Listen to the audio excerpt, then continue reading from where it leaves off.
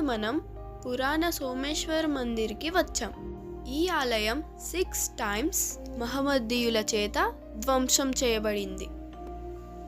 అప్పుడు రాణి అహల్యాబాయ్ 1783లో మందిరాన్ని పునఃనిర్మించి విగ్రహ ప్రతిష్ఠ భూగర్భంలో చేసి శత్రువుల బారిన పడకుండా ఉండేటట్లు ఏర్పాట్లు చేయించారు.